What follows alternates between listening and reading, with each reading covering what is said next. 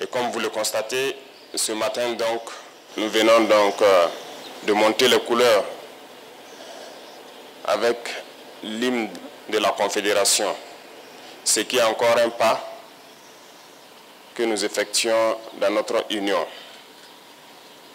Ce qui n'est pas sans difficulté, parce que l'unité est dure, surtout en Afrique. C'est difficile de s'unir. Mais c'est la solution, il faut qu'on s'unisse. Petit à petit, l'AES poursuit son bonhomme de chemin, malgré toutes les difficultés, tous les défis devant nous. Si j'étais naïf, j'allais me poser la question, mais pourquoi les impérialistes ne veulent pas de cette union? Mais je ne suis pas naïf, je sais pourquoi.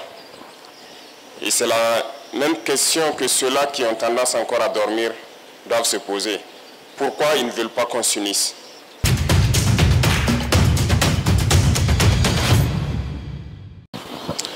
Camarades, bonjour. Nous sommes donc au dernier mois du semestre, premier semestre de l'année 2025.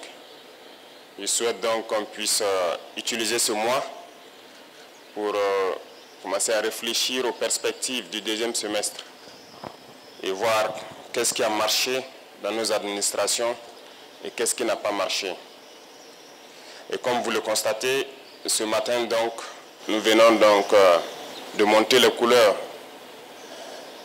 avec l'hymne de la Confédération, ce qui est encore un pas que nous effectuons dans notre union.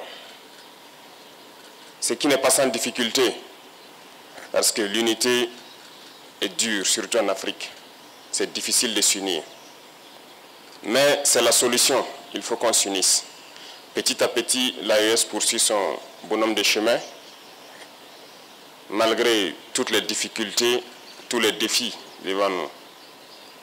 Si j'étais naïf, j'allais me poser la question, mais pourquoi les impérialistes ne veulent pas de cette union? Mais je ne suis pas naïf, je sais pourquoi. Et c'est la même question que ceux-là qui ont tendance encore à dormir doivent se poser. Pourquoi ils ne veulent pas qu'on s'unisse?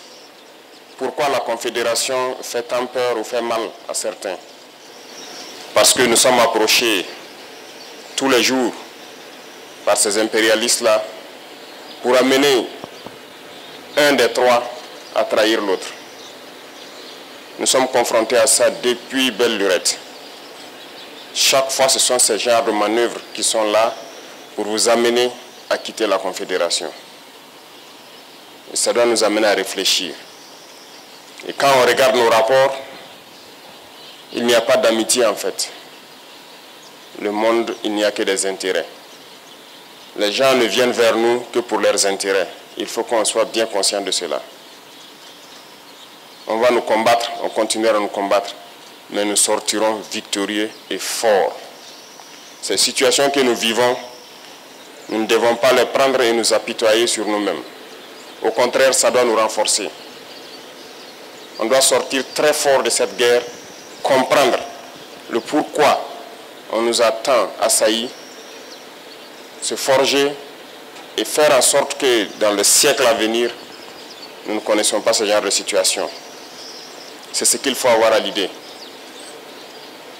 Donc j'invite tout un chacun à redoubler d'efforts parce que le Burkinabé est connu comme quelqu'un de très courageux, très travailleur, très résilient. Et ces valeurs-là, nous devons travailler donc à les améliorer. Partout où vous partez en Afrique ou dans le monde ailleurs, vous trouverez des Burkinabés. Et ce sont ces valeurs-là qui qualifient, qui identifient le Burkinabé. Donc nous devons tout mettre en œuvre pour être des hommes intègres, comme le nom du pays le dit, être des gens courageux, résilients, pleins d'abnégation, et redoubler d'efforts dans tout ce que nous faisons pour le bonheur du Burkina, mais pour le bonheur aussi de notre confédération. Ça, c'est très important. Et une fois que nous avons atteint un certain niveau, vous comprendrez encore mieux pourquoi on nous combattait. Parce que notre pays est riche.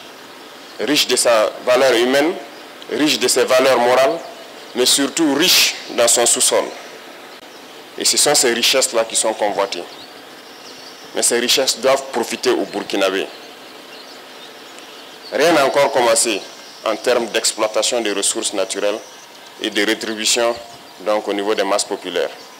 Nous pouvons changer le visage de notre pays, nous pouvons quitter cette situation de sous-développement et nous retrouver très vite un pays émergent. Il suffit de travailler. Il faut que chacun s'y mette.